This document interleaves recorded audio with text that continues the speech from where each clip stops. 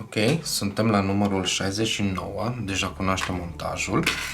Avem niște piese de la elice și folosim doar două șuruburi TM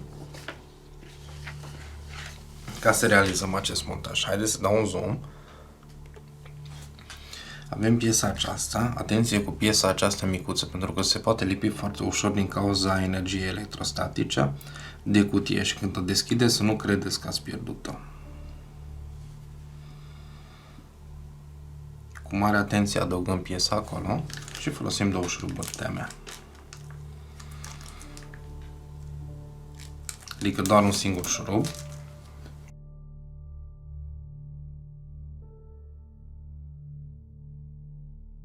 Și cu al doilea șurub fixăm piesa aceasta cu orientarea în jos.